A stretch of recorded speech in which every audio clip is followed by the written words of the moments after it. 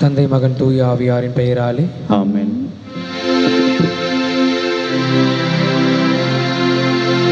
நிலையான புகழுக்குரிய தூய்மை மிகு நற்கருணைக்கு எல்லா காலமும் ஆராதனையும் புகழும் மாட்சியும் உண்டாக கடவுது.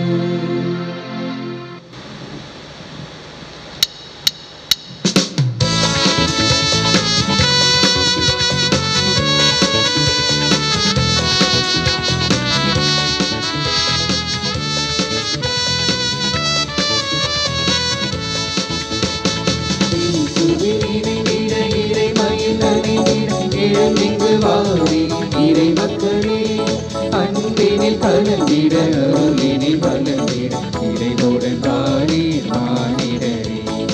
எழுக எழுக இறை மக்களே, வருக வருக மானிடரே. எழுக எழுக இறை மக்களே, வருக வருக மானிடரே.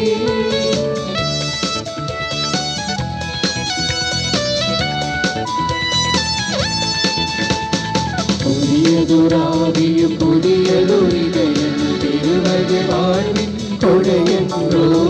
புதியதொராவியும் புதியதொரிதயம் பெறுவது வாழ்வின் கொடையென்றோ. அதை அடைய முயல்வதும் அமைதி காண்பதும் அகிலம் வாழும் வழியென்றோ. அதை அடைய முயல்வதும் அமைதி காண்பதும் அகிலம் வாழும் வழியென்றோ. எழுக எழுக இறை மக்களே, வருக வருக மானிடரே. எழுக எழுக இறை மக்களே, வருக வருக மானிடரே. இயேசுவில் இணைந்திட இறைமையில் அணிந்திட எழுந்திக்கு வாரி இறை மக்களே. அன்பினில் கலந்திட அருளினில் பரந்திட இறைவுடன் வாரி மானிடரே.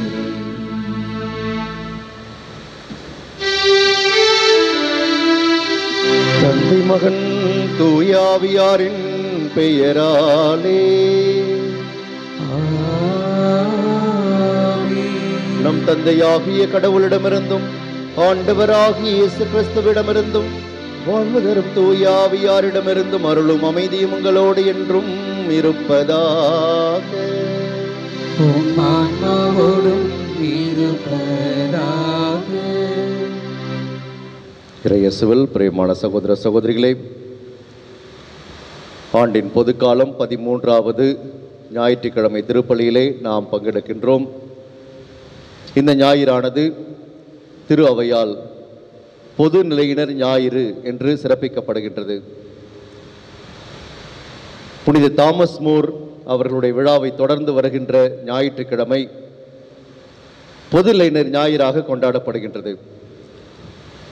தாமஸ் மூர் பொதுநிலையினராக இருந்து இங்கிலாந்து நாட்டின் 8ஆம் ஹென்ரியின் அரசவையில் உயர் பதவி வகித்த அவர் நல்ல கிறிஸ்தவராக வாழ்ந்ததோடு மட்டுமல்லாமல் அரசனே ஆனாலும் தவறு செய்தால் தவறென்று துணிச்சலுடன் அவர் தவற்றை சுட்டி காட்டினார். அதனால் அவர் சிறைச்சாலையிலே அவர் பல்வேறு துன்பங்களை அனுபவித்து இறுதியிலே தலை வெட்டப்பட்டு இறந்தார். ஒவ்வொரு கிறிஸ்தவருமே கிறிஸ்துவுக்கு சான்று பகர்வதற்காக அழைக்கப்படுகின்றார்கள். எனவே பொது நிலையினர் ஞாயிறை கொண்டாடுகின்ற நாளிலே திரு அவையானது குருக்கள், துறவியர், பொது நிலையினர் எல்லோரையும் உள்ளடக்கிய ஒரு அமைப்பாக இருக்கின்றது. எனவே பொது நிலையினரும் அவர்கள் பெற்றுக்கொண்ட திருமுழுக்கின் வழியாக கிறிஸ்துவுக்கு சான்று பகர அழைக்கப்படுகின்றார்கள் என்பதை எல்லோரும் உணர்ந்து நாமும் நற்செய்தியின் தூதுவர்களாக வாழ வேண்டும் என்னும் அழைப்பை இந்த ஞாயிறு திருப்பலி நமக்கு கொடுக்கின்றது. எனவே இந்த திருப்பலியில் பங்கெடுக்கின்ற போது இந்த ஒரு சிந்தனையோடு நாம் இந்த திருப்பலியில் நுழைவோம். இன்றைய திருப்பலியானது மர்சி வால்சன் டீனா குடும்பத்தினரால் நன்றியறிதல் திருப்பலியாக அர்ப்பணிக்கப்படுகின்றது. இறைவன் அவர்களுக்கு செய்த நன்மைகளுக்காக நன்றி செலுத்தி தொடர்ந்து வருகின்ற நாட்களிலும் இறையருள் அவர்களோடு இருந்து அவர்களை பாதுகாத்து வழிநடத்த வேண்டும் என்றும், இருதயராஜ் ஜாக்லின் தம்பதியர் தங்களது 22வது திருமண ஆண்டு விழாவை கொண்டாடுகின்றார்கள். இறைவன் இத்தனை ஆண்டுகளாக அவர்களை இல்லற வாழ்விலே நிலைத்திருக்க செய்த அருளுக்காக நாமும் நன்றி செலுத்தி தொடர்ந்து இறை அருள் அவர்களை மகிழ்ச்சியோடும் மனநிறைவோடும் இல்லற வாழ்விலே வாழச் செய்ய வேண்டும் என்றும் அவர்களையும் அவருடைய பிள்ளைகளையும் ஆசீர்வதிக்க வேண்டும் என்று இந்த திருப்பலியில் மன்றாடுவோம். மேலும் M.K. Surender Thangaraj, Maria Caroline, Matthew Rebello குடும்பத்தினர் நன்றியறிதலாக இந்த திருப்பலி அர்ப்பணிக்கின்றார்கள். இறைவன் அவர்களை தன்னுடைய அன்பு கரத்தால் ஆசீர்வதித்து வழிநடத்த வேண்டும் என்றும் அவர்களுக்கு தேவையான அனைத்து அருளுதவியிலும் அளிக்க வேண்டும் என்றும் நற்சுகத்தையும் நல்வாழ்வையும் இறைவன் அவர்களுக்கு பரிசாக கொடுக்க வேண்டும் என்றும் இருதயராஜ் குடும்பத்தினர் நன்றியறிதலாக இந்த திருப்பலி அர்ப்பணிக்கின்றார்கள். இறைவன் இந்த நாளிலே அவர்களுக்கு தேவையான அனைத்து அருளையும் ஆசிரியையும் நிறைவாக பொழிய வேண்டும் என்றும் அவர்கள் அனைவருக்கும் நற்சுகத்தை இறைவன் அளிக்க வேண்டும் என்றும் அவர்களுடைய குடும்பத்திலே அன்பும் அமைதியும் மகிழ்ச்சியும் தங்க வேண்டும் என்றும் குறிப்பாக அவருடைய மகளுக்கு நல்ல ஒரு வரன் அமைய வேண்டும் என்றும் இதன் வழியாக அவருடைய வாழ்வு செழிக்க வேண்டும் என்றும் கானி அண்ட் திவாகர் நன்றியறிதலாக இந்த திருப்பலி அர்ப்பணிக்கின்றார்கள். இறைவன் அவர்களுக்கு செய்த நன்மைகளுக்காக நன்றி செலுத்தி தொடர்ந்து இறையருள் அவர்களோடு இருந்து அவர்களை வழிநடத்த வேண்டும் என்றும் தனது 30வது பிறந்த நாளை கொண்டாடுகின்ற அகில் திவாகர் நன்றியறிதலாக இந்த திருப்பலி அர்ப்பணிக்கின்றார். இறைவன் அவருடைய பிறந்த நாளிலே அவருக்கு தேவையான அனைத்து அருளையும் ஆசிரியையும் நிறைவாக அளித்து அவரை தன் கண்ணின் கருவழி போல இறைவன் பாதுகாக்க வேண்டும் என்றும் ஹில்டா கிறிஸ்டி குடும்பத்தினர் தங்களுடைய சிறப்பு கருத்துக்களுக்காக இந்த திருப்பலியை அர்ப்பணிக்கின்றார்கள்.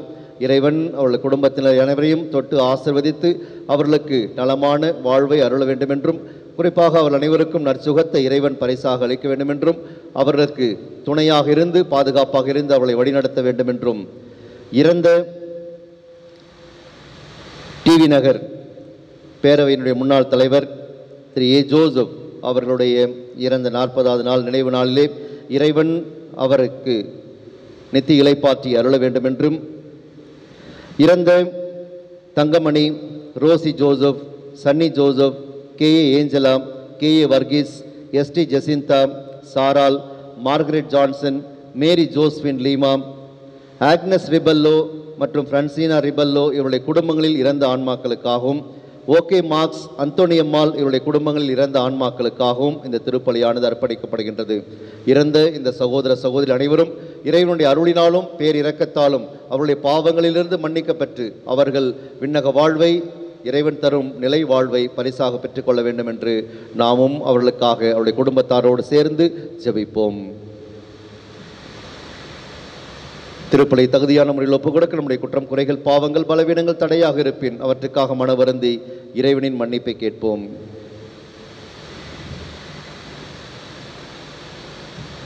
எல்லாம் வல்ல இறைவனிடமும் சகோதர சகோதரிகளை உங்களிடமும் நான் பாவியினை ஏற்றுக்கொள்கிறேன். ஏனெனில் என் சிந்தனையாலும் சொல்லாலும் செயலாலும் கடமையில் தவறியதாலும் பாவங்கள் பல செய்தேன். என் பாவமே என் பாவமே என் பெரும் பாவமே.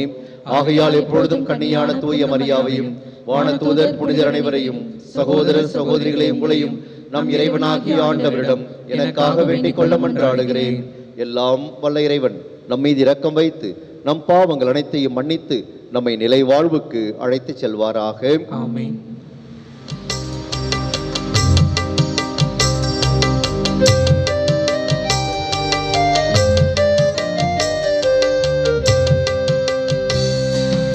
ஆண்டவரே இரக்கமாயிரும். ஆண்டவரே இரக்கமாயிரும். கிறிஸ்துவே இரக்கமாயிரும். கிறிஸ்துவே இரக்கமாயிரும்.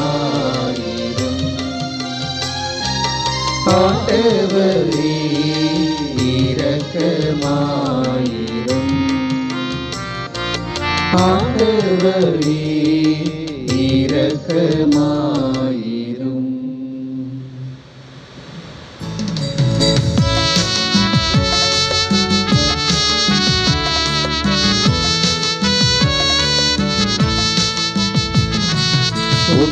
உன்னதங்களிலே கடவுளுக்கு ஆட்சி உண்டாகுக. உலகினிலே நன்மனதோர்க்கு அமைதியாகுக. உம்மை புகழ்கின்றோம், உம்மை வாழ்த்துகின்றோம், உம்மை உம்மை ஆராதிக்கின்றோம், உம்மை மாட்சிப்படுத்துகின்றோம். உமது மேலான மாட்சியின் பொருட்டு உமக்கு நன்றி கூறுகின்றோம். ஆண்டவராகிய இறைவா, வானுலக அரசரே, எல்லாம் வல்ல தந்தையாகிய இறைவா, ஒரே மகனாய் உதித்த ஆண்டவரே இயேசு கிறிஸ்துவே, ஆண்டவராகிய இறைவா, இறைவனின் செம்மறி தந்தை திருமகனே, உலகின் பாவங்களை போக்குபவரே, எங்கள் மேல் இரக்கமாயிரும். உலகின் பாவங்களை போக்குபவரே, எங்கள் மன்றாட்டை ஏற்றருளும். தந்தையின் வலப்பக்கம் வீற்றிருப்பவரே, எங்கள் மேல் இரக்கமாயிரும். ஏனெனில் இயேசு கிறிஸ்துவே, நீரொருவரே தூயவர், நீரொருவரே ஆண்டவர், நீரொருவரே உன்னத தூய ஆவியாரோடு தந்தையாகிய இறைவனின் ஆட்சியில் இருப்பவர் நீரே.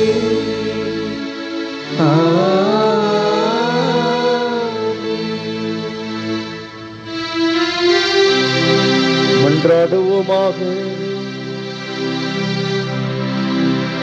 இறைவா, உமது அருளாலும் பிள்ளைகளாக தேர்ந்தெடுக்க பெற்ற நாங்கள் ஒளியின் மக்களாக இருக்க விரும்பினீரே. அதனால் நாங்கள் தவறு எனும் இருளில் சிக்கிக் கொள்ளாமல் உண்மையின் பேரொளியில் என்றும் சிறந்து விளங்க அருள் புரிவீராக. உம்மோடு தூய ஆவியாரின் ஒன்றிப்பில் இறைவனா என்றென்றும் வாழ்ந்து ஆட்சி செய்கின்ற அவர் வழியாக உம்மை மன்றாடுகின்றோம்.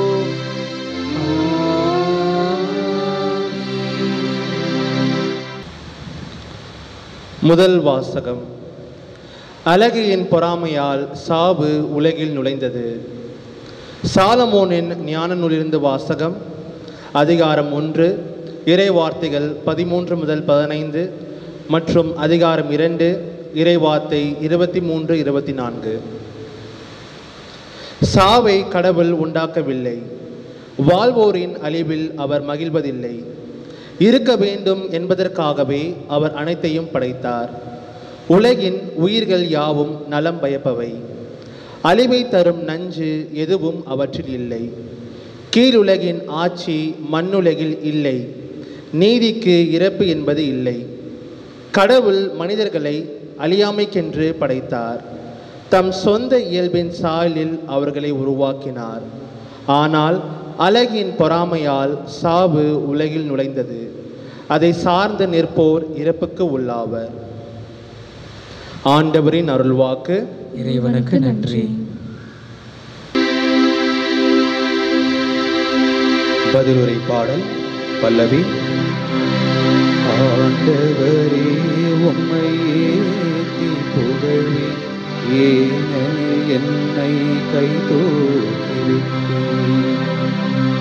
ஆண்டவரே உம்மை ஏத்தி புகழ்வே, ஏனெனில் என்னை கை தூக்கிவிட்டீர். ஆண்டவரே உம்மை ஏத்தி புகழ்வே, ஏனெனில் நீர் என்னை கை தூக்கிவிட்டீர். என்னை கண்டு என் பகைவர்கள் மகிழ நீர் விடவில்லை.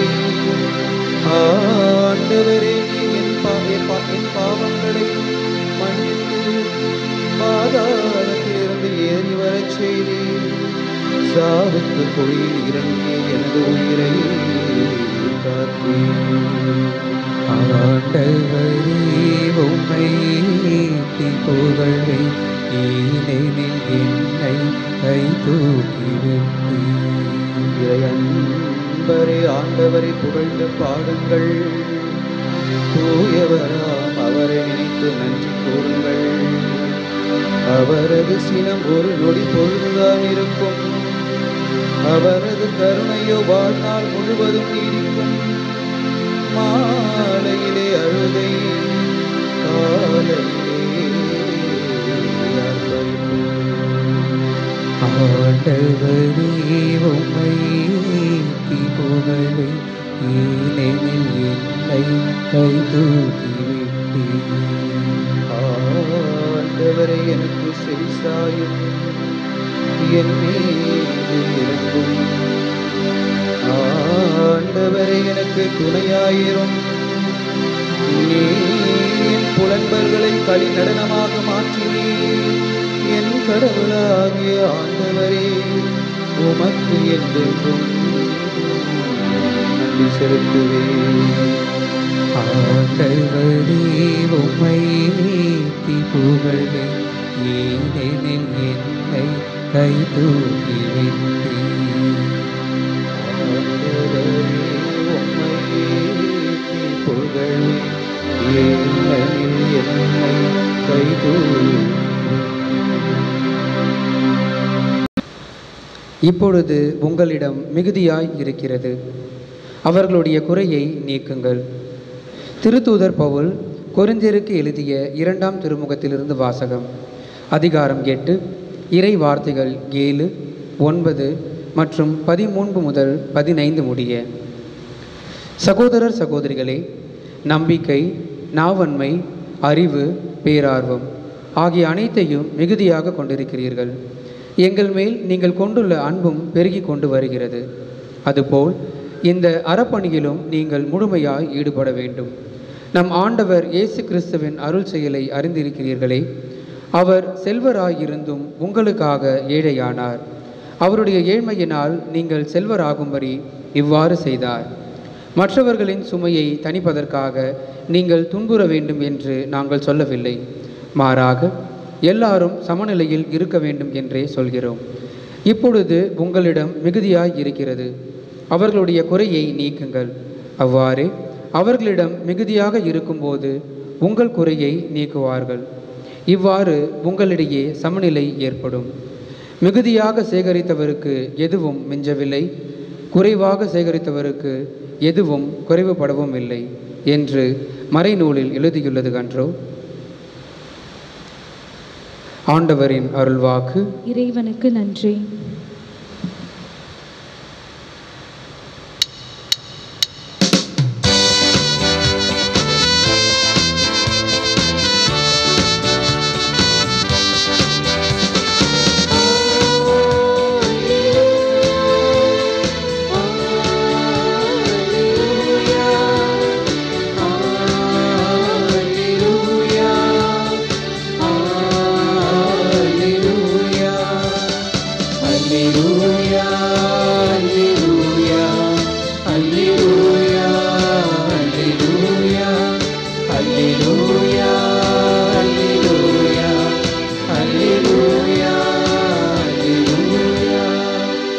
நம் மீட்பராகிய கிறிஸ்து இயேசுவை சாவை அழித்து அழியா வாழ்வை நற்செய்தியின் வழியாக ஒளிர செய்தார். அல்லேலூயா, அல்லேலூயா, அல்லேலூயா, அல்லேலூயா, அல்லேலூயா. சோர்ந்தவர்களோடு இருப்பாராக, ஆன்மாவோடும் இருப்பாராக. புனித மார்க்கு எழுதிய நற்செய்தியிலிருந்து வாசகம். ஆண்டவரே, மாற்றி உமதே.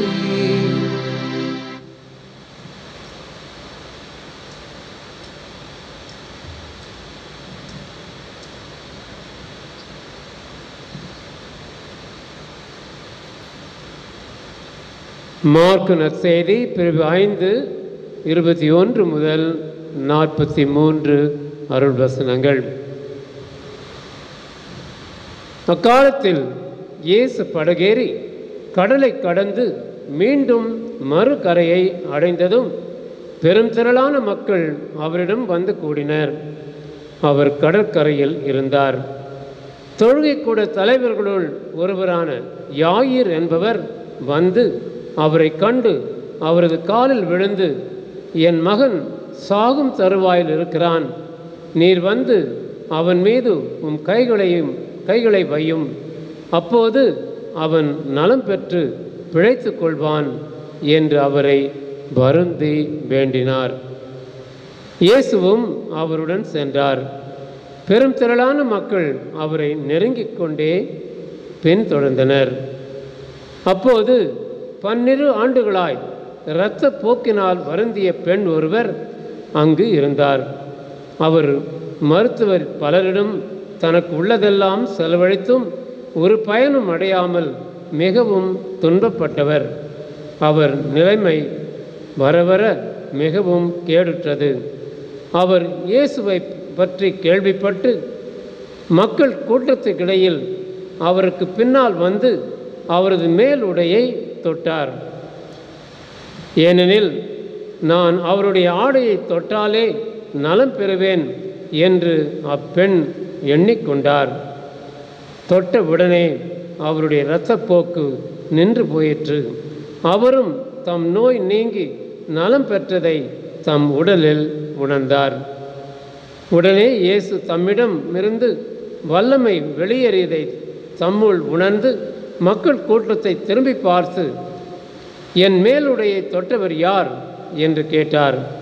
அதற்கு அவருடைய சீடர்கள் அவரிடம், இம்மக்கள் கூட்டம் உம்மை சூழ்ந்து நெருக்குவதை கண்டும் என்னை தொட்டவர் யார் என்கிறீரே என்றார்கள்.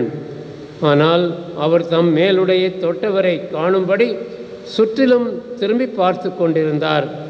அப்போது அப்பெண் தமக்கு நேர்ந்ததை அறிந்தவராய் அஞ்சி நடுங்கிக் கொண்டு அவர் முன் வந்து விழுந்து நிகழ்ந்தது அனைத்தையும் அவரிடம் சொன்னார்.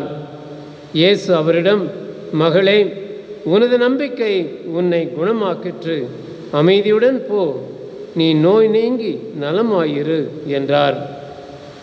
அவர் தொடர்ந்து பேசிக்கொண்டிருந்த போது தொழுகைக்கூட தலைவருடைய வீட்டிலிருந்து ஆட்கள் வந்து அவரிடம், உம்முடைய மகள் இறந்து விட்டாள், போதகரை ஏன் இன்னும் தொந்தரவு செய்கிறீர் என்றார்கள்.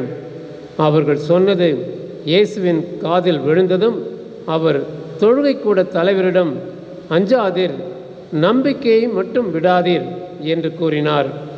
அவர் பேதுரு, யாக்கோபின் சகோதரனான யோவான் ஆகியோரை தவிர வேறொருவரையும் தம்முடன் வரவிடவில்லை.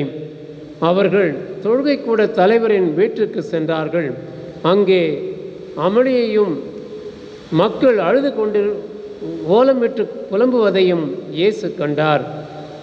அவர் உள்ளே சென்று, ஏன் இந்த அமளி, ஏன் இந்த அழுகை, சிறுமி இறக்கவில்லை, உறங்குகிறாள் என்றார். அவர்கள் அவரை பார்த்து நகைத்தார்கள். ஆனால் அவர் அனைவரையும் வெளியேற்றிய பின்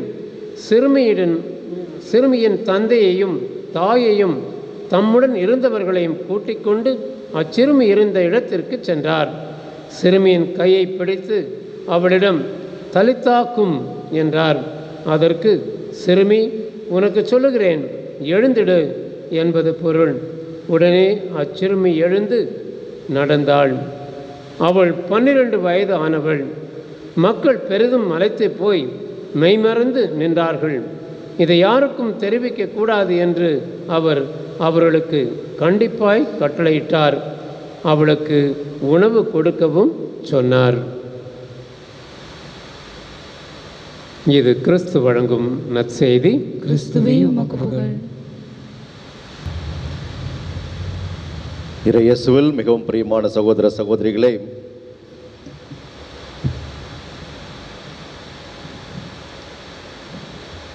கதைக்குள் கதை என்பது போல ஒரு நிகழ்ச்சிக்குள் மற்றொரு நிகழ்ச்சியை வைத்து இன்றைய நற்செய்தியானது எழுதப்பட்டிருக்கின்றது.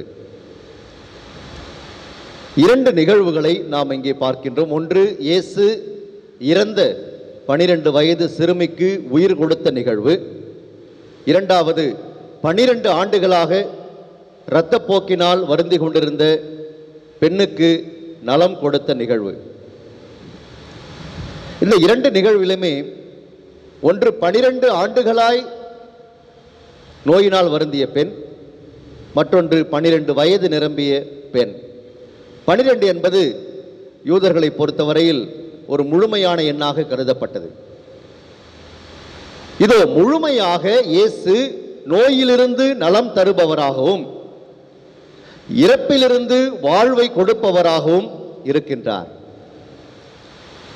அவர்கள் இறப்பினால் பாதிக்கப்பட்டிருந்த பொழுதும் நோயினால் பாதிக்கப்பட்டிருந்த பொழுதும் அவர்களுக்கு முழுமையான விடுதலையை அதிலிருந்து கொடுப்பவராக இயேசு கிறிஸ்து இருக்கிறார் என்பதை இந்த நிகழ்ச்சிகள் நமக்கு எடுத்துச் சொல்லுகின்றன. முதலாவதாக, இயேசு வாழ்வு கொடுப்பவராக இன்றைய நற்செய்தியிலே அறியப்படுகின்றார். இன்றைய முதல் வாசகத்திலே சாலமோனின் ஞான நூலிலிருந்து எடுக்கப்பட்ட வாசகம் மிக அருமையான ஒரு வாசகம்.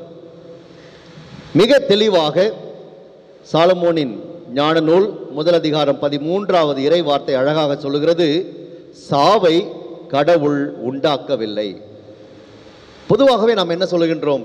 கடவுள் ஏன் இப்படிலாம் இத்தனை பேரை சாகடிக்கிறார்? கடவுள் ஏன் இப்படிலாம் செய்கிறார்? எல்லாவற்றுக்கும் நாம் கடவுளை குறை சொல்லுகின்றோம். சாலமோனின் ஞான நூல் மிக அழகாக என்று நமக்கு ஒரு தெளிவை கொடுக்கின்றது. சாவை கடவுள் உண்டாக்கவில்லை. மனிதர்கள் வாழ வேண்டும் என்றுதான் கடவுள் விரும்பினார். ஆதாம் ஏவாளை கடவுள் படைத்தார். கடவுள் வாழ்வை கொடுத்தார். வாழ்வு தருகின்ற அந்த ஏதோன் தோட்டத்தை உருவாக்கினார். கடவுள் சாவை விரும்பவில்லை. பிறகு சாவு எப்படி இந்த உலகத்தில் வந்தது என்ற ஒரு கேள்வி நமக்கு எழலாம். அதற்கான பதிலையும் அவரே குறிப்பிடுகின்றார். அழகையின் பொறாமையால் சாவு உலகில் நுழைந்தது, அதை சார்ந்து நிற்போர் இறப்புக்கு உள்ளாவர். அழகை யார் சார்ந்திருக்கின்றார்களோ அவர்கள்தான் சாவுக்கு உள்ளாகிறார்கள். அழகையின் பொறாமையினால் தான் சாவு உலகில் நுழைகின்றது. எப்படி கடவுள் வாழ்வை கொடுக்கின்றவராக இருக்க முடியும்? அழகை பொறாமை கொண்டது. ஆகவே அது பெண்ணை வஞ்சித்தது. அவள் தன் கணவனை ஏமாற்றினால் சாவு உலகிலே நுழைந்தது. இப்படித்தான் சாவு வந்தது. கடவுள் சாவை உண்டாக்கவில்லை என்ற தெளிவான உண்மையை இன்று நாம் உணர்ந்து கொள்ள அழைக்கப்படுகின்றோம். இதோ இந்த சிறுமி இறக்கவில்லை, உறங்குகிறாள் என்று இயேசு சொல்லுகின்றார். அங்கிருந்த எல்லாரும் நகைத்தார்கள், சிரித்தார்கள். என்னடா இது, சிறுமி இறந்து போய்விட்டால் எல்லோரும் அழுது கொண்டிருக்கின்றார்கள். சாவு வீட்டில் போயிட்டு ஒருத்தர் போயிட்டு அவள் இறக்கவில்லை, உறங்கி கொண்டிருக்கிறாள் என்று சொன்னால் கண்டிப்பாக சொன்னவரை பார்த்து எல்லோரும் சிரிப்பார்கள். வள்ளுவர் என்ன சொன்னார்? 339வது குறளிலே, உறங்குவது போலும் சாக்காடு, உறங்கி விழிப்பது போலும் பிறப்பு என்று சொன்னார். உறங்குவது போலும் சாக்காடு. இறப்பு என்பது என்ன என்று கேட்டால் அது உறங்குவது போன்றது, உறங்கி விழிப்பது போன்றதுதான் பிறப்பு என்று சொன்னார். இதைத்தானே இயேசு சொல்றார். பாருங்க, வள்ளுவர் எதனா வித்தியாசமா சொல்லிட்டாரா? இயேசு சொன்னதான் அவரும் சொல்றாரு. அப்ப இறப்பு என்பது வெறும் உறக்கம்தான், உறங்கி விழிப்பதுதான் பிறப்பு என்று சொன்னார். ஆகவேதான் இயேசு சொல்லுகின்றார், பாருங்கள், சிறுமி உறங்குகின்றால், அவள் இறக்கவில்லை. இந்த வார்த்தைகள் அவர்களுக்கு ஆச்சரியத்தை கொடுத்திருக்கலாம். ஏன் நமக்கே கூட ஆச்சரியத்தை கொடுக்கின்றது. அது எப்படி அப்படி சொல்ல முடியும்? இறப்பு என்பது வெறும் உறக்கமா? உறங்கி விழிப்பதுதான் பிறப்பா? இந்த பின்னணியில் இயேசு சொன்ன வார்த்தைகளை நாம் நினைவு கூற வேண்டும். யோவான் நற்செய்தியிலே இயேசு என்ன சொல்லுகின்றார்? என் மீது நம்பிக்கை கொள்பவர் இறப்பினும் வாழ்வார், உயிர் வாழ்கையில் என் மீது நம்பிக்கை கொள்ளுகின்ற எவரும் ஒருபோதும் சாகார் என்று இயேசு சொல்லுகின்றார். இறைவன் தருகின்ற வாழ்வு என்பது இந்த உலக வாழ்வு மட்டுமல்ல. நாம் இந்த உலக வாழ்வை மட்டும்தான் பார்த்து கொண்டிருக்கின்றோம். கடவுள் அருளுகின்ற வாழ்வு இந்த உலக வாழ்வு, அதை கடந்து மறு உலக வாழ்வு, இரண்டுமே இறைவனால் கொடுக்கப்பட்டிருக்கின்ற கொடைகள். நாம் இந்த உலக வாழ்வை மட்டும்தான் நினைக்கின்றோம். ஆகவே இந்த உலக வாழ்வின் இறுதியிலே நாம் உறக்க நிலைக்கு செல்லுகின்றோம். அதைத்தான் நாம் சாவு என்று சொல்லுகின்றோம். ஆனால் அது நிரந்தரமானதல்ல. இந்த உறக்கத்திலிருந்து கடவுள் மீண்டும் நம்மை உயிர்த்தெழச் செய்கின்றார். உயிர்த்தெழச் செய்து நம்மை விண்ணுக்கு உரியவர்களாக மாற்றுகின்றார். விண் உலகிற்கு உரியவர்களாக நம்மை மாற்றுகின்றார். ஆகவேதான் உயிர் வாழ்கையில் என்னில் நம்பிக்கை கொள்பவர் எவரும் ஒருபோதும் சாகான் என்று சொன்னார். ஏனென்றால் நீங்கள் அலகையின் பிடிக்கு ஆட்படாமல் என்னில் நம்பிக்கை கொண்டு வாழ்ந்தீர்கள் என்றால் நீங்கள் ஒருபோதும் சாக மாட்டீர்கள். இந்த உலக வாழ்க்கையின் இறுதியிலே நீங்கள் மறு உலக வாழ்விலே விண்ணகத்தில் பிறந்தவர்களாக மாறுவீர்கள். ஆகவே உங்களுக்கு சாவு என்பதே கிடையாது. ஒன்று இந்த உலக வாழ்வில் இந்த உலகத்திலே வாழ்வீர்கள், இல்லை என்றால் விண்ணுலகில் வாழ்வீர்கள். வாழ்வுதான் கடவுள் கொடுக்கின்றார், இறப்பை கடவுள் கொடுப்பதில்லை. ஆகவே நீங்கள் இறந்தாலும் வாழ்வீர்கள் என்று இயேசு இதனால் தான் சொன்னார். அவர் சொன்னதை கூட அப்போது யூதர்கள் புரிந்து கொள்ளவில்லை. ஏன் நாம் கூட இன்னும் கூட புரிந்து கொள்ளாமல் தான் இருக்கின்றோம். உண்மையாகவே நாம் வாழ்ந்து கொண்டுதான் இருப்போமா? அப்ப இறப்பு ஏன் வருகிறது என்ற கேள்வி நமக்கு எழும். இதுதான் இந்த பின்னணியிலே நாம் இதை புரிந்து கொள்ள வேண்டியவர்களாக இருக்கின்றோம். அன்பார்ந்தவர்களே, அந்தோனியார் வாழ்ந்த காலத்திலே அவர் சிறந்த ஒரு மறையுரையாளராக இருந்தார் என்பது நமக்கு தெரியும். ஒரு நாள் அவருடைய மறையுரையை கேட்பதற்காக ஒரு பெண் தன் வீட்டிலிருந்து புறப்படுவதற்கு தயாரானாள். ஆனால் அவளுடைய கணவன் என்ன செய்தான்? நீ அந்தோனியார் கொடுக்கின்ற மறையுரையெல்லாம் கேட்பதற்கு போகக்கூடாது, நீ கோயிலுக்கே போகக்கூடாது என்று அவளை தடுத்தான். அவள் சொன்னால், இல்லை, நான் போய் ஆக வேண்டும், அந்தோனியார் கொடுக்கின்ற மறையுரை நான் கேட்டுத்தான் ஆக வேண்டும் என்று சொன்னால் அவனுக்கு கோபம் வந்தது. நான் போகக்கூடாதுன்னு சொல்கிறேன், போயே ஆவன் சொன்னால் என்ன அர்த்தம் என்று அவளை பிடித்து அவன் வெளியே தெருவிலே தள்ளினான். அங்கே சேரும் சகதியுமாக இருந்தது. அவள் அந்த சேற்றிலே அவள் விழுந்தாள். உடையெல்லாம் சேராகிவிட்டது. இருப்பினும் அவள் என்ன சொன்னால், நான் போய் தான் ஆவேன், இன்னைக்கு அந்தோனியாருடைய மறையுரை நான் கேட்டுதான் ஆவேன் என்று சொல்லி அந்த சேறு படிந்த உடையோடு அவள் ஆலயத்திற்கு சென்றாள். ஆலயத்திற்கு சென்று அந்தோனியாரை சந்தித்து அவர் மறைவுரை ஆற்றுவதற்கு முன்பாக தன்னுடைய வீட்டில் நடந்த நிகழ்வை அவரிடத்தில் எடுத்து சொன்னார். அவளுக்கு அந்தோனியார் ஆறுதல் சொல்லிவிட்டு அவர் தன்னுடைய மறையுரையை தொடங்கினார். மறையுரையிலே இந்த பெண்ணினுடைய இந்த நிலையை அவர் ஒரு ஓமையாக அந்தோனியார் தன்னுடைய மறையுரையை பேசினார். பாருங்கள், இந்த பெண் இருக்கிறாரே, இவள் வீட்டிலிருந்து வருகின்ற பொழுது, இவள் இறைவனை தேடி வர வேண்டும் என்று ஆலயத்தை நோக்கி வருகின்ற பொழுது அவளுடைய கணவன் அலகையினால் தூண்டப்பட்டு இதோ அவளை போக வேண்டாம் என்று தடுத்து நிறுத்துகின்றான், அவளை சேற்றிலே தள்ளுகின்றான். இதுதான் அலகையின் செயல். அலகையின் செயல் இறைவனை நெருங்க விடாமல் தடுப்பதுதான் அலகையினுடைய செயலாக இருக்கின்றது. அவளை சேற்றிலே, பாவ சேற்றிலே அந்த அலகையானது தள்ளுவது, நம்மை தள்ளுகிறதே, அதுபோல அவளுடைய கணவன் இதோ அவளை சேற்றிலே தள்ளினான். ஆனால் அவள் என்ன செய்தால் பாருங்கள், அவள் அந்த சேற்றிலிருந்து எழுந்து, நான் இதோ ஆண்டவரை நோக்கி போவேன், நான் இந்த சேற்றிலே அமிழ்ந்து போகவிட மாட்டேன், நான் திரும்ப போய்விட மாட்டேன், பாவத்திலே நான் வாழ மாட்டேன், ஆண்டவரை நான் தேடி போவேன் என்று சொல்லி அவள் எழுந்து இதோ ஆலயத்திற்கு வந்திருக்கின்றாள். அவள் கிறிஸ்துவை நோக்கி வந்திருக்கின்றாள். இந்த பாவ சேற்றிலிருந்து எழுந்து யாரோ ஒருவர் கிறிஸ்துவை நோக்கி வருகின்றார்களோ அவர்கள் புது படைப்பாக மாறுவார்கள், ஆண்டவருக்குரியவர்களாக அவர்கள் மாறுவார்கள் என்று சொல்லி அவர் அதையே ஒரு உவமையாக சொல்லி மறைவுரை ஆற்றினார். அப்படி அவர் பேசிக் கொண்டிருந்த பொழுதே எவர் ஒருவர் பாவச்சேற்றிலிருந்து எழுந்து அவர் ஆண்டவரை நோக்கி வருகின்றார்களோ அவர்கள் புதிய மனிதர்களாக மாறுவார்கள், அவருடைய பாவங்கள் எல்லாம் கழுவப்பட்டு அவர்கள் கிறிஸ்துவுக்குள் புது படைப்பாக மாறுவார்கள் என்று அவர் சொன்ன பொழுது சேறுபடிந்த அந்த பெண்ணினுடைய உடையெல்லாம் தூய்மையான மாறியதாம். எல்லோரும் பார்த்தவர்களும் வியந்து போனார்கள். அன்பார்ந்தவர்களே, இதுதான் கடவுளுடைய செயல். கடவுள் வாழ்வு கொடுக்கின்றவராக இருக்கின்றார். உண்மையாகவே அவரை நோக்கி யார் வருகிறார்களோ, நம்பிக்கையோடு அவரிடத்தில் யார் வருகின்றார்களோ அவர்களுக்கு வாழ்வு கொடுக்கின்றவராக கடவுள் இருக்கின்றார் என்பதை இந்த நிகழ்ச்சியானது நமக்கு எடுத்துச் சொல்லுகின்றது. இரண்டாவதாக, 12 ஆண்டுகளாக இரத்தப்போக்கினால் வருந்திய பெண், அவளுடைய அவல நிலையை பாருங்கள். பெண்களுடைய சில பிரச்சனைகள் எல்லாம் அவர்களுக்குத்தான் புரியும். இப்படி 12 ஆண்டுகளாக இரத்தப்போக்கினால் வருந்திய அந்த பெண்ணுடைய பிரச்சனை பல்வேறு விதமான பிரச்சனைகள். இதோ மருத்துவரால் அவர் கைவிடப்பட்டால், அவர் மருத்துவருக்கு எல்லா பணத்தையும் செலவு செய்தும் அவள் நலம் பெறவில்லை. எனவே அவள் பொருளாதாரத்தில் மிக மிக மோசமான ஒரு பெண்ணாக இருந்திருப்பாள்.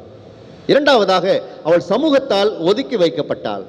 லேவியராகமம் 15வது அதிகாரம் 25 முதல் 30 வரை உள்ள இறை வார்த்தை என்ன சொல்லுகிறது?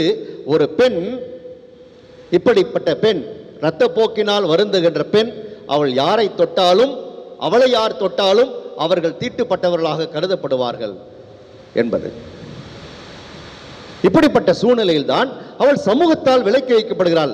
எல்லோரும் ஒன்று சேர்ந்து வருகின்ற கூட்டத்திலே அந்த பெண் வரக்கூடாது என்பது ஒரு சட்டமாகவே இருந்தது. இப்படிப்பட்ட சூழலில் அந்த பெண் தயங்கி தயங்கி யாருக்கும் தெரியாமல் மறைந்து அவள் வருகின்றாள். ஏனென்றால் சமூகத்தால் இது ஏற்றுக்கொள்ளப்படாத ஒன்று.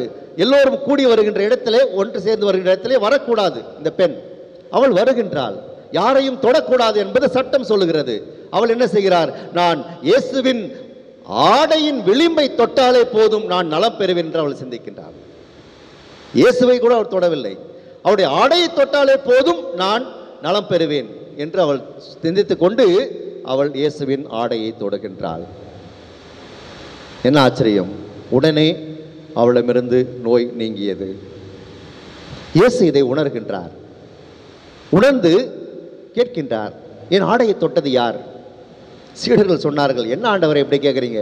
இவ்வளோ கூட்டம் நம்மளை நெருக்கி கொண்டு வந்து கொண்டிருக்கிறது, யார் ஆடையை தொட்டால் என்று கேட்டால் எப்படி பதில் சொல்ல முடியும்? யார் வேண்டுமானாலும் தொட்டிருக்கலாம். இயேசுவுக்கு தெரியும் அவரிடமிருந்து வல்லமை வெளியேறியது என்பதற்காக. அந்த பெண்ணை அவமானப்படுத்துவதற்காக அல்ல. இதோ நீ பெரிய தவறு செய்து விட்டாய், நீ எல்லோரும் ஒன்று சேர்ந்து வருகின்ற இடத்தில் வரவே கூடாது, அப்படி இருக்கின்ற போது இங்கு வந்ததே தவறு, இரண்டாவது யாரையும் தொடக்கூடாது, அப்படி இருந்தும் என்னை நீ தொட்டிருக்கிறாய் என்று இந்த சமூகத்திற்காக உணர்த்துவதற்காக அல்ல, மாறாக அவளுடைய நம்பிக்கையை எடுத்துரைப்பதற்காக இயேசு இந்த கேள்வியை கேட்கின்றார். அவளும் அஞ்சி நடுங்கி இயேசு முன்பாக வருகின்றாள். இயேசு, அஞ்சாதே, உன்னுடைய நம்பிக்கை உன்னை நலமாக்கியது என்று சொல்லி அவளை அனுப்புகின்றார். இத்தகைய நம்பிக்கையுடையவராக இந்த பெண் இருந்தார். ஆகவே அவர் நலம் பெற்றார் என்பதை எல்லோரும் அன்று அறிந்து கொண்டார்கள். இயேசு நோயிலிருந்து நலம் தருபவராக இருக்கின்றார். எத்தகைய நோயினால் பாதிக்கப்பட்டிருந்தாலும் நம்பிக்கையோடு யார் இருக்கிறார்களோ அவளுக்கு இயேசு நலம் கொடுக்கின்றார் என்பதை இந்த நிகழ்ச்சியானது எடுத்துச் சொல்கின்றது. எனவே அன்பார்ந்தவர்களே, இந்த இரண்டு நிகழ்வுகளும் இயேசு முழுமையான விடுதலை கொடுக்கின்றவராக இருக்கிறார். சாவிலிருந்து விடுதலை கொடுக்கின்றார், பாவத்திலிருந்து விடுதலை கொடுக்கின்றார், இதோ நோயிலிருந்து நலம் கொடுக்கின்றவராக இறைவன் இருக்கின்றார் என்பதை இந்த நிகழ்ச்சிகள் நமக்கு எடுத்துச் சொல்கின்றன. இந்த இரண்டு நிகழ்வுகளிலுமே இருக்கின்ற ஒரு பொதுவான ஒரு விஷயம் என்னவென்றால், யாயிரிடத்திலே இயேசு சொல்லுகின்றார், அஞ்சாதே, நம்பிக்கையை மட்டும் இழந்து விடாதே என்று சொல்கின்றார். அந்த பெண்ணிடத்திலும் இயேசு சொல்லுகின்றார், அஞ்சாதே, உன் நம்பிக்கை உன்னை நலமாக்கியது. இன்றைக்கு நம்மை பாவத்திலும் சாவிலும் நோயிலும் வைத்திருப்பது எது என்று கேட்டால் பயம். அதுவும் இந்த கொரோனா காலத்திலே நிறைய பேருக்கு பயம். ஒரு சிலர்லாம் வீட்டுக்குள்ளே போனவங்க 1.5 வருஷமாக வெளியே வரல. எங்கடா நம்மளை கொரோனா வந்து பிடிச்சிருமோ அப்படி சொல்லிட்டு அவங்க அப்படியே பயந்து போய் வீட்டு வாசல்ல நம்ம கொரோனா காத்து நின்றுருக்கிற மாதிரியும் அவங்க அப்படியே வெளியே வந்த உடனே அவங்கள பிடிச்சி அப்படியே கப்புன்னு பிடிச்சிட்டு போயிடும் மாதிரி நினச்சி இருக்காங்க.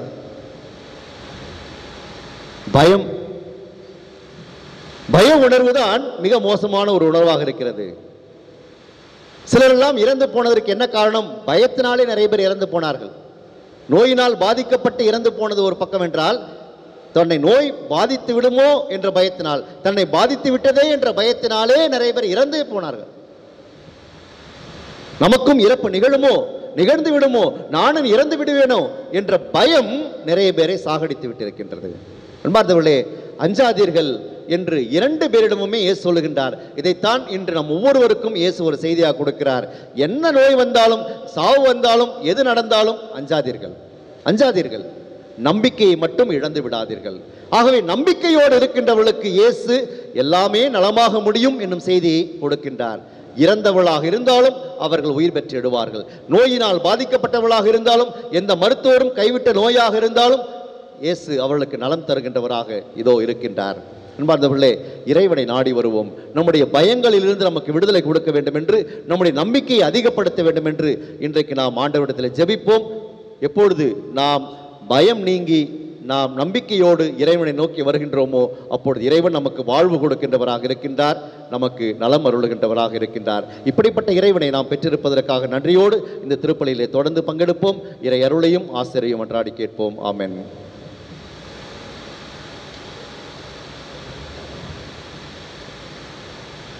நம்முடைய நம்பிக்கை அறிக்கையிடுவோம்.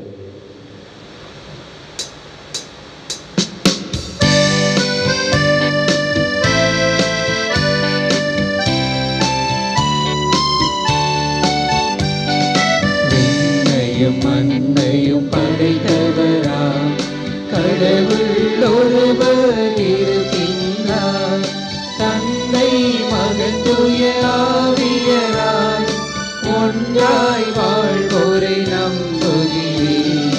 தூய ஆவியின் வல்லமையார் இறை மகன் நமக்காய் மனிதரானார், கண்ணி வழியிட பிறந்தவரா இயேசுவை உறுதியாய் நம்புகிறேன். பிராத்துவின் ஆட்சியில் பாடுபட்டார், சிலுவையில் இறந்து அடக்கப்பட்டார், மூன்றாம் நாளில் உயிர்த்தெழுந்தார், இறப்பின் மீதே வெற்றி கொண்டார். விண்ணகம் வாழும் தந்தையிடம் அரியணை கொண்டு இருக்கின்றார், உலகம் முடியும் காலத்திலே நடுவர திரும்பவும் வந்திடுவார். தூய ஆவியாரை நம்புகிறேன், பாரினில் அவர் துணை வேண்டுகிறேன். பாவ மன்னிப்பில் தூய்மை பெற்று பரிகார வாழ்வில் நிலைத்திடுவேன்.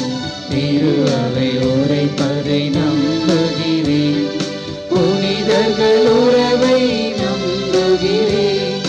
உடலின் உயிர்ப்பை நிலை வாழ்வை உறுதியுடனே நம்புகிறேன்.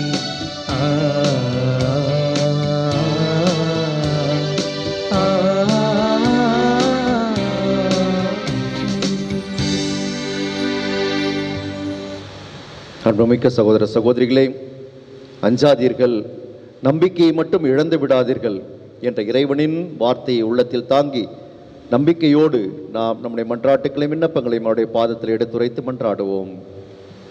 உங்கள் பதில் ஆண்டவரே எங்கள் மன்றாட்டை கேட்டருளும். ஆண்டவரே எங்கள் மன்றாட்டை கேட்டருளும்.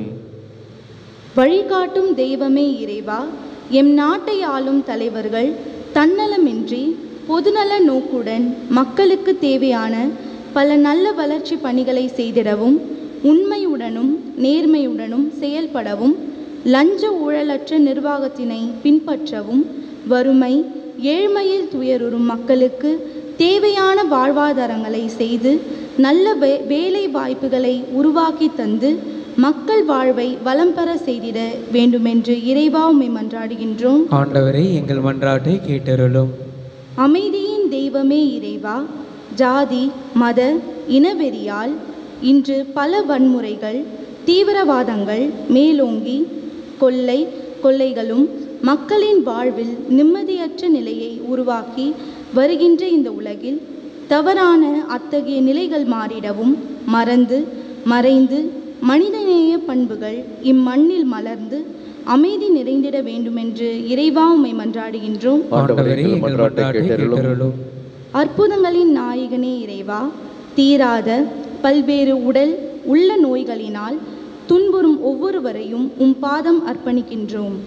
அவர்கள் வாழ்வில் செய்த பாவங்களை உம் பேரன்பினால் இரக்கத்தினால் மன்னித்து அவர்களின் நோய்களை குணமாக்கி பரிபூர்ண சுகம் தந்து உம் அற்புதங்களையும் அதிசயங்களையும் உணர்ந்து இறை விசுவாசத்தில் உறுதியாக்கல வேண்டுமென்று இறைவா உம்மை மன்றாடுகின்றோம். ஆண்டவரே எங்கள் மன்றாட்டை கேட்டருளும். இதோ நான் புதியன செய்கின்றேன் என்ற இறைவா, எங்கள் வாழ்வின் ஒவ்வொரு நிலையிலும் உமக்கு உகந்தவர்களாக வாழ முடிவெடுத்து செயல்பட்ட போதெல்லாம் மீண்டும் மீண்டுமாக பாவம் என்னும் சேற்றில் விழுந்து உமது அன்பை இரக்கத்தை மன்னிப்பை எங்களுக்கு சாதகமாக மாற்றி வாழும் நிலையகற்றி எங்கள் வலுவின்மையிலேயே உமது வல்லமையை சிறந்தோகி செய்து தூய ஆவியின் வல்லமையில் பாவ வாழ்க்கையை விட்டு புது படைப்பாக மாறி உமது பாதையில் நடக்க வேண்டும் என்று இறைவா உம்மை மன்றாடுகின்றோம். ஆண்டவரே, எங்கள் மன்றாட்டை கேட்டருளும். பொதுநிலையினர் ஞாயிறை கொண்டாடுகின்ற இந்த நாளிலே அன்பு ஆண்டவரே, திரு அவையில் இருக்கின்ற பொதுநிலையினர் அனைவருக்காகவும் ஜெபிக்கின்றோம். அவர்கள் தங்கள் அழைப்பின் மேன்மையை உணர்ந்து திருமுழுக்கின் அருளினால் தாங்கள் அனைவரும் கிறிஸ்தவர்களாக, கடவுளின் அன்பு பிள்ளைகளாக, கிறிஸ்துவின் சகோதர சகோதரிகளாக அழைக்கப்பட்டிருக்கின்றோம் என்பதை உணர்ந்து அந்த அழைப்பின் மேன்மைக்கேற்ப தங்களை மாற்றிக்கொள்ளவும், தங்களுடைய வாழ்வை இறை நெறியில் வாழவும், இறைவனுக்கு சான்று பகர்கின்றவர்களாக தங்களுடைய வாழ்க்கை அமைத்துக் கொள்ளவும், நற்செய்தியை தங்களுடைய வார்த்தையாலும் வாழ்வாலும் அறிவிக்க அருள் புரிய வேண்டும் என்று இறைவா உம்மை மன்றாடுகின்றோம். ஆண்டவரே, எங்கள் மன்றாட்டை கேட்டருளும். நம்முடைய தனிப்பட்ட தேவைகளுக்காக அமைதியாக மன்றாடுவோம்.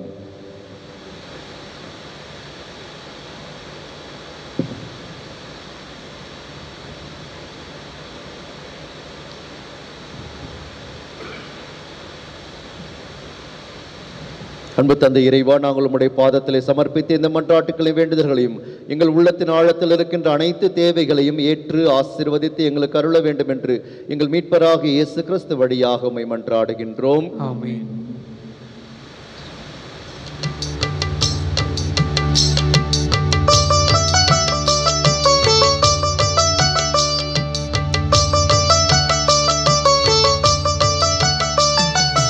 இதை தருவேன் இறைவா, நான் என்னை தருவேன் தலைவா. இதை தருவேன் இறைவா, நான் என்னை தருவேன் தலைவா. எல்லையில்லா உமது அன்பை எண்ணி வியந்து புகழ்ந்து பாடி இதை தருவேன் இறைவா, நான் என்னை தருவேன் தலைவா. இதை தருவேன் இறைவா, நான் என்னை தருவேன் தலைவா.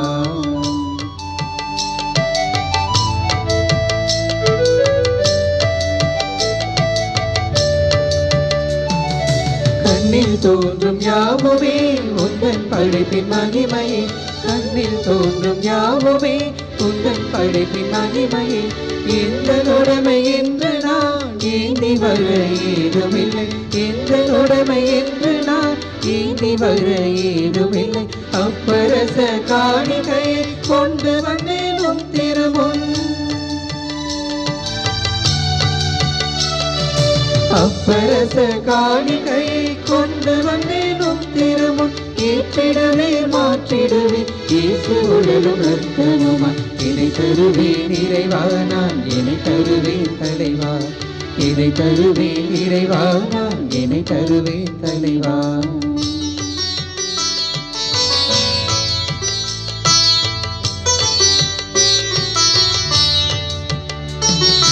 எல்லாம் உமது கொடைகளே எல்லாருக்கும் சொந்தமே. எல்லாம் உமது கொடைகளே எல்லாருக்கும் சொந்தமே.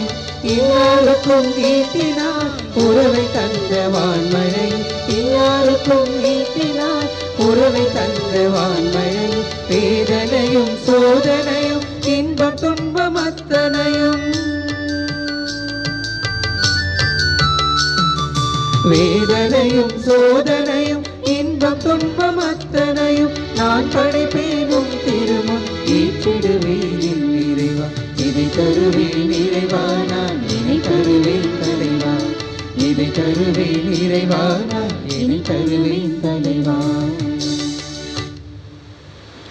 சகோதர சகோதரிகளே, என்னுடையதும் உங்களுடையதுமான இந்த ஞாயிறு திருப்பலி நம் தந்தையாக இறைவனுக்கு ஏற்றதாகும்படி மன்றாடுங்கள். ஆண்டவர் தமது பெயரின் புகழ்ச்சிக்காகவும் ஆட்சிக்காகவும் நமது நன்மைக்காகவும் புனித திரு அவை அனைத்தின் நலனுக்காகவும் உமது கையிலிருந்து பலியேற்றுக் கொள்வாராக. இறைவா, நீரே அருள் கூர்ந்து ஏற்பாடு செய்யும் மறை நிகழ்வுகள் எங்களுக்கு நற்பயன் அளிக்க உம்மை வேண்டுகின்றோம். அதனால் எங்கள் பணியின் புனித காணிக்கைகள் உமக்கு ஏற்றவையா இருப்பனவாக. எங்கள் ஆண்டவராகிய கிறிஸ்து வழியாக உம்மை மன்றாடுகின்றோம்.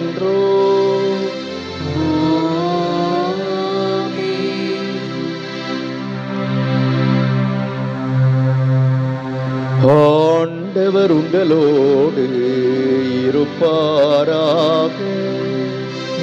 ஆன்மாவோடும் இருப்பாராக. இதயங்களை மேலே எழுப்புங்கள். ஆண்டவரிடம் எழுப்பியுள்ளோம். நம் இறைவனாகிய ஆண்டவருக்கு நன்றி கூறுவோம். அது தகுதியும் நீதியும் ஆனதே.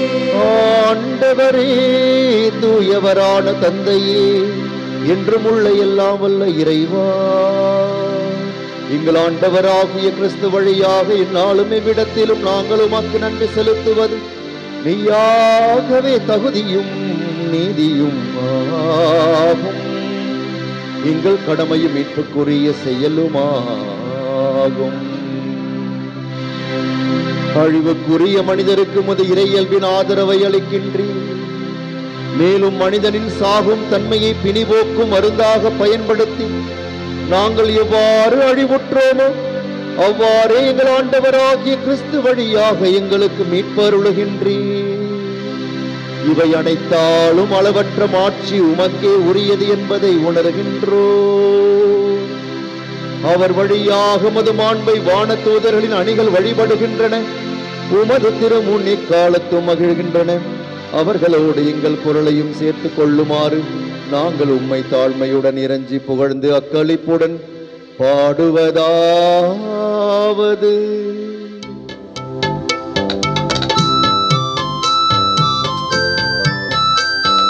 தூயவர் தூயவர் தூயவர் வான்படைகளின் கடவுளமாண்டவர்.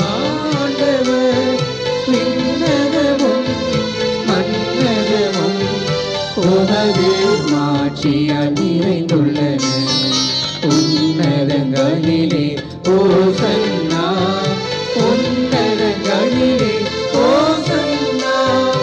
ஆண்டவர் பெயரால் வருகிறவர் ஆசி பெற்றவர்.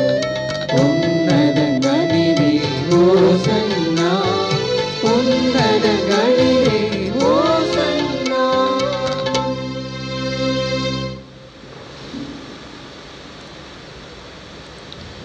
ஆண்டவரே, நீர்மையாகவே தூயவர், தூய்மை அனைத்துக்கும் ஊற்று. ஆகவே உம்முடைய ஆவியை பொழிந்த இக்காணிக்கைகளை தூய்மைப்படுத்த உம்மை வேண்டுகின்றோம். இவ்வாறு எங்கள் ஆண்டவர் இயேசு கிறிஸ்துவின் உடலும் இரத்தமுமாக எங்களுக்கு இவை மாறுபடவாக. அவர் பாடுபட உளம் கனிந்து தம்மை கையளித்த போது அப்பத்தை எடுத்து நன்றி செலுத்தி அதை பிட்டு தம் சீடர்களுக்கு அளித்து அவர் கூறியதாவது: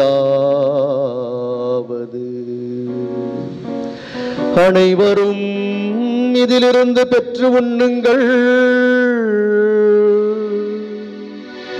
ஏனெனில் இது உங்களுக்காக கையளிக்கப்படும் என் உடல்.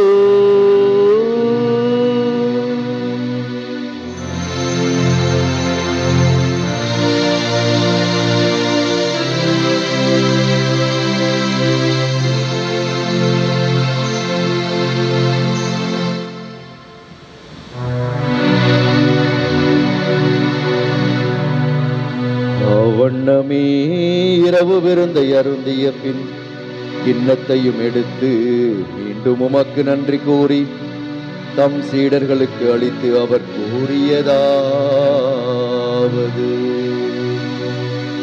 அனைவரும் இதிலிருந்து பெற்று பருகுங்கள், ஏனெனில் இது புதிய நிலையான உடன்படிக்கைக்குரிய என் இரத்தத்தின் கிண்ணம். இது பாவ மன்னிப்புக்கென்று உங்களுக்காகவும் பலருக்காகவும் சிந்தப்படும். இதை என் நினைவாக செய்யுங்கள்.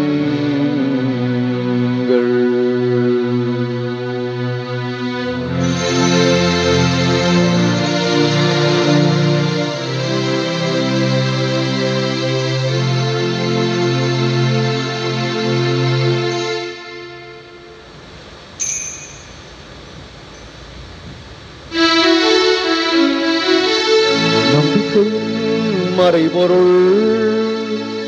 ஆண்டவரே, நீர் வருமளவும் உமது இறப்பினை அறிக்கையிடுகின்றோம், உமது உயிர்ப்பினையும் எடுத்துரைக்கின்றோம். ஆகவே ஆண்டவரே, நாங்கள் கிறிஸ்துவின் இறப்பினையும் உயிர்ப்பினையும் நினைவு கூர்ந்து வாழ்வு தரும் அப்பத்தையும் மீட்பளிக்கும் கிண்ணத்தையும் ஒப்பு கொடுக்கின்றோம். உம் திருமுன்னின்று உமக்கு ஊழியம் புரிய தகுந்தவர்கள் என எங்களை ஏற்றுக்கொண்டீர்.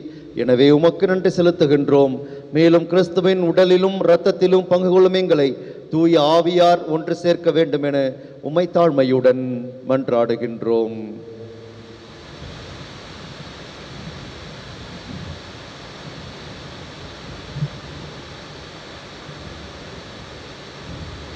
ஆண்டவரை உலகெங்கும் பரவி இருக்கும் இந்த திரு அவையை நினைவு கூர்ந்தவர்களும் எங்கள் திருத்தந்தை பிரான்சிஸ், எங்கள் பேராயர் ஜார்ஜ் அந்தோனிசாமி, எல்லா திருநிலையினர் ஆகிய அனைவரோடும் உமது திரு அவை அன்பில் நிறைவு பெற செய்தவரிடம்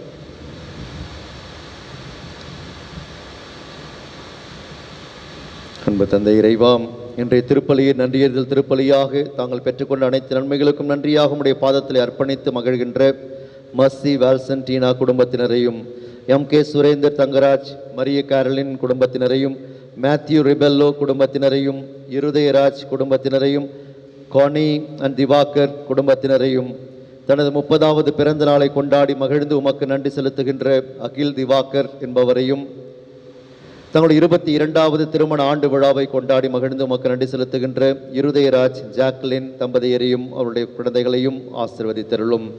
இவருடைய நன்றியறிதலை ஏற்று தொடர்ந்து இவர்கள் என்றும் உமக்கு நன்றியுள்ளவர்களாக இருக்கவும், நீர் இவர்களுக்கு பொழிகின்ற அனைத்து அருள் வரங்களையும் இவர்கள் சுவைத்து அனுபவிக்கவும், இதன் வழியாக என்றும் உம்முடைய அன்பு பிள்ளைகளாக இருக்கவும் செய்தருளும்.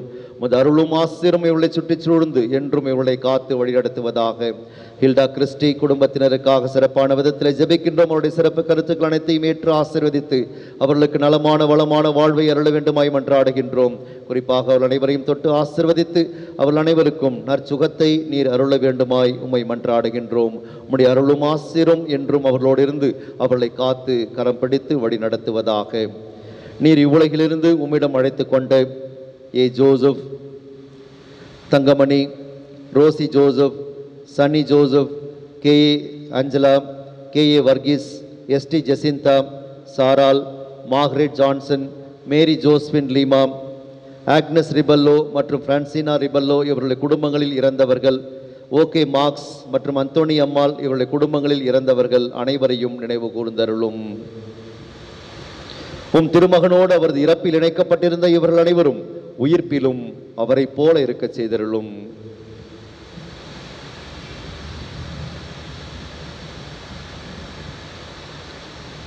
மேலும் உயிர்த்தெழும் எதிர்நோக்குடன் துயில் கொள்ளும் எங்கள் பெற்றோர் சகோதர சகோதரிகளையும் இறந்தோர் அனைவரையும் இரக்கத்துடன் நினைவு கூர்ந்து உமது திருமுக ஒளியினுள் ஏற்றருளும்.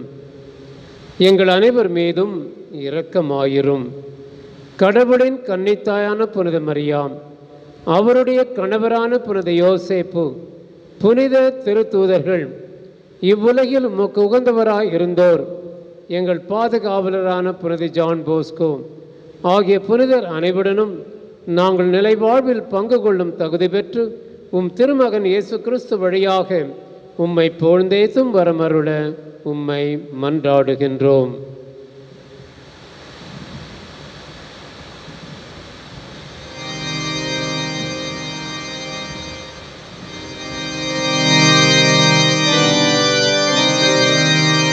இவர் வழியாக இவரோடு இவரில் எல்லாம் வல்ல இறைவனாகிய தந்தையே, தூயாவியாரின் ஒன்றிப்பில் எல்லா புகழும் மாட்சியும் என்றென்றும் உமக்கு உரியதே.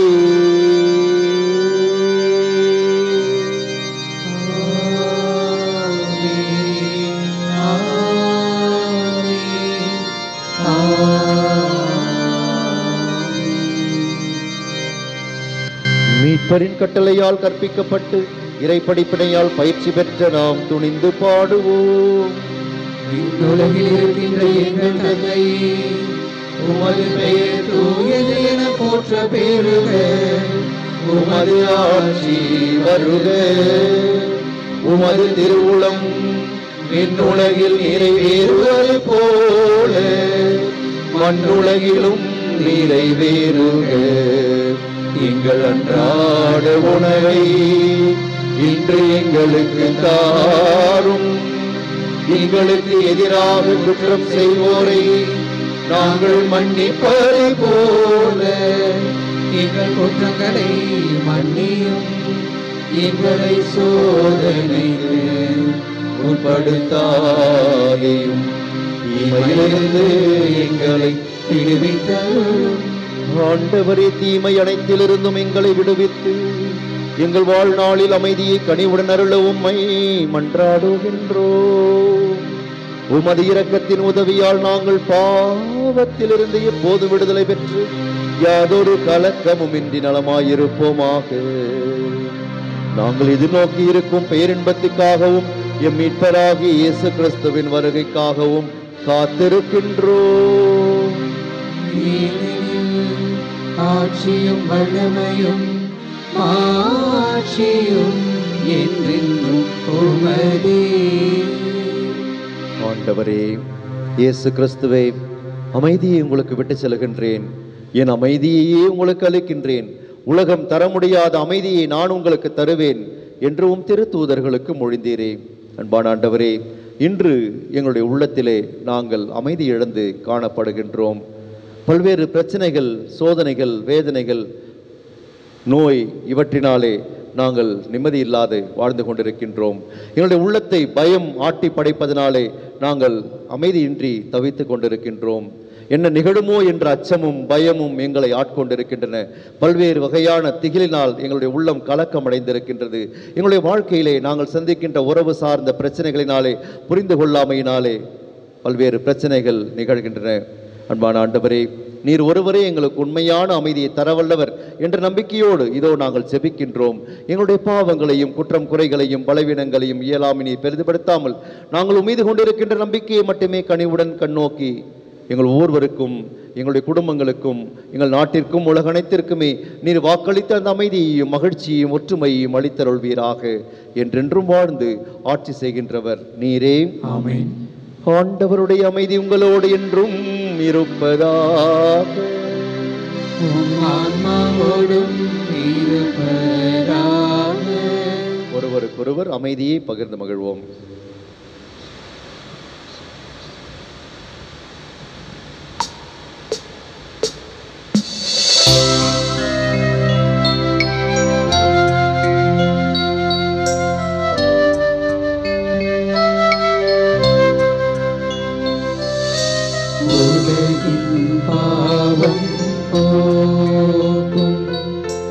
இறைவனின் செம்மறி எம்மேல் இரக்கம் வையும். உலகின் பாவம் போக்கும் இறைவனின் செம்மறியே எம்மேல் இரக்கம் வையும். உலகின் பாவம் போக்கும் இறைவனின் செம்மறியே எமக்கு அமைதி அருளும்.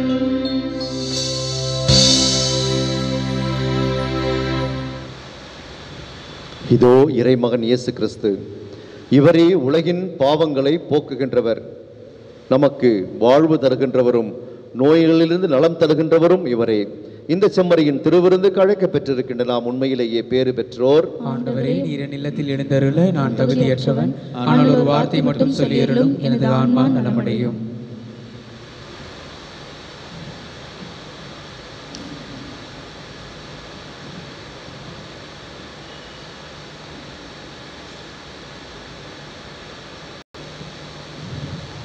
ஆன்மீக நற்கருணை ஜெபம். இயேசுவே, பரிசுத்த தேவ நற்கருணையில் நீர் பிரசன்னமாய் இருக்கிறீர் என்பதை நான் நம்புகின்றேன். எல்லாவற்றிற்கும் மேலாக நான் உம்மை அன்பு செய்கின்றேன். என் உள்ளத்தில் உம்மை பெற்றுக்கொள்ள ஆவலாய் உள்ளேன். உம்மை இப்பொழுது திருவருட்சாதன முறையில் பெற்றுக்கொள்ள முடியாததால் ஆன்மீக வடிவில் என் உள்ளத்திற்குள் வாரும். எனக்குள்ளே நீர் ஏற்கனவே வந்துள்ளீர் என்று நான் உம்மை அணைத்துக் கொள்கிறேன். உம்மோடு முழுமையாக இணைந்து கொள்கிறேன். நான் ஒருபோதும் உம்மை விட்டு போக அனுமதிக்காதேயும். ஆமேன். புனித யோசேப்பை நோக்கி மன்றாட்டு. மீட்பரின் பொறுப்பாளரே வாழ்க. பேறு பெற்ற கன்னி மரியாவின் துணைவரே, உம்மிடம் கடவுள் தம் ஒரே மகனை ஒப்படைத்தார். உம்மில் மரியா தம் பற்றுறுதியை வைத்தார். உம்முடனேயே கிறிஸ்து மனிதரானார். பேறு பெற்ற யோசேப்பே, உம்மை தந்தையாய் எமக்கும் காட்டும். வாழ்வின் பாதையில் எம்மை வழிநடத்தும். அருளையும் இரக்கத்தையும் துணிவையும் எமக்கு பெற்று தாரும். எல்லா வகை தீமையிலிருந்தும் எம்மை பாதுகாத்தருளும். ஆமேன்.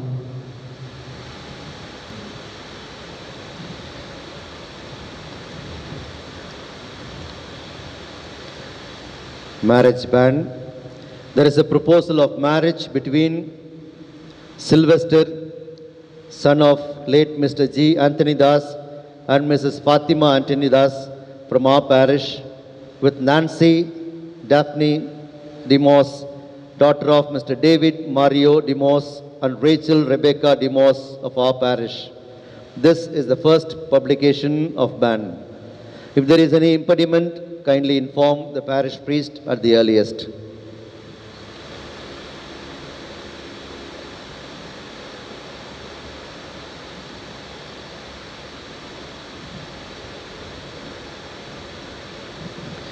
நன்றியோடு மன்றாடுவோமாக. ஆண்டவரே, நாங்கள் ஒப்பு கொடுத்து உணவாக உட்கொண்ட இப்புனித பழிப்பொருள் எங்களுக்கு வாழ்வளிக்க உம்மை வேண்டுகின்றோம். இவ்வாறு நாங்கள் முடிவில்லா அன்பினால் உம்முடன் ஒன்றிணைக்கப்பட்டு என்றும் நிலைத்திருக்கும் கனிதர் அருள்வீராக. எங்கள் ஆண்டவராகிய கிறிஸ்து வழியாக உம்மை மன்றாடுகின்றோம்.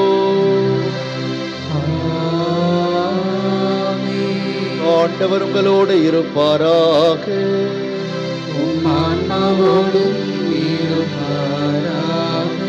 எல்லாம் வல்ல இறைவன் தந்தை, மகன், தூயாவியார் உங்கள் அனைவருக்கும் ஆசி வழங்குவாராக.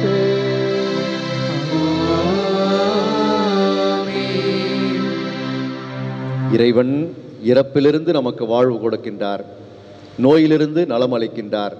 நாம் அஞ்சாமல் திகையாமல் இறைவன் மீது நம்பிக்கை கொண்டு வாழ வேண்டும் என்று உணர்ந்தவாறு சென்று வருவோம். வாழ்க்கை பலி தொடர்கின்றது. இறைவனுக்கு நன்றி.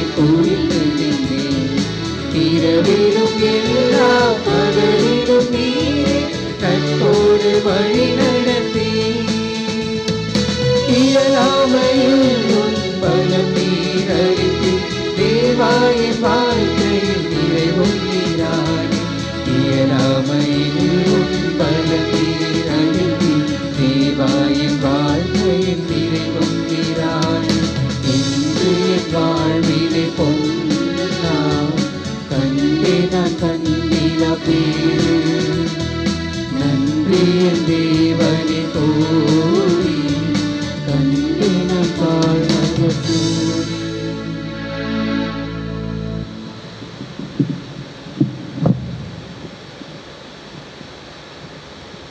ஆலயம் புதுப்பித்தலுக்கான ஜெபம். அனைத்து நலன்களுக்கும் ஊற்றும் தொடக்கமுமாகி இறைவா, எம்மீது நீர் பொழிந்து வரும் அளவற்ற அன்புக்காகவும் இரக்கத்திற்காகவும் நன்றி நவில்கின்றோம். புனித ஜான் போஸ்கோவை எமக்கு பாதுகாவலராக கொடுத்து அவரின் பரிந்துரையின் வழியாக எம்மை ஆசீர்வதித்து கொண்டிருப்பதற்காக உமக்கு நன்றி கூறுகின்றோம். எம் பங்கானது திருத்தலமாக அங்கீகரிக்கப்பட உமது பேரருளை தாழ்பணிந்து இறைஞ்சுகின்றோம். எம் பங்கு ஆலயத்தை புதுப்பிக்க நீர் எங்களுக்கு கொடுத்திருக்கின்ற அழைப்பை எண்ணி அகமகிழ்கின்றோம். இப்பணியானது உமது அருள் உதவியாலும் பல நல்ல உள்ளங்களின் பொருள் உதவியாலும் எம் பங்கு மக்களின் தியாக உள்ளத்தாலும் சிறப்புற நடைபெற்று உமக்கு மாட்சியளிக்கும் இடமாக இவ்வாலயம் திகழ்வதாக. இதனால் இறை மக்கள் புனித ஜான் போஸ்கோவை இன்னும் அதிகமாக அன்பு செய்து அவரின் பரிந்துரையை நாடி ஏராளமான ஆசீர்வாதங்களை பெற்று இறை நம்பிக்கையில் வேரூன்றி வாழ்வார்களாக. இத்திருப்பணியை மேற்கொள்ள இருக்கும் அனைவர் மீதும் உமது பாதுகாப்பையும் அருளையும் பொழிவீராக. புனித ஜான் போஸ்கோவை வழிநடத்திய கிறிஸ்தவர்களின் சகாய அன்னை எங்களையும் கரம் பிடித்து வழிநடத்துவாராக. எங்கள் ஆண்டவராகிய கிறிஸ்து வழியாக உம்மை மன்றாடுகின்றோம். ஆமென்.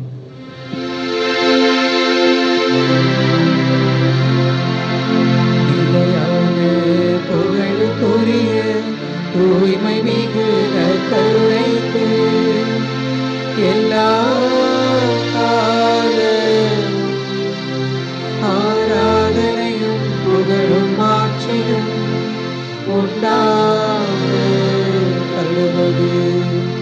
அனைத்து மக்களின் சகாய அன்னையே எங்களுக்காக வேண்டிக் கொள்ளும். என் பங்கின் பாதுகாவலரான புனித ஜான் போஸ்கோவை எங்களுக்காக வேண்டிக் கொள்ளும். தந்தை மகன் தூய ஆவியாரின் பெயராலே ஆமென்.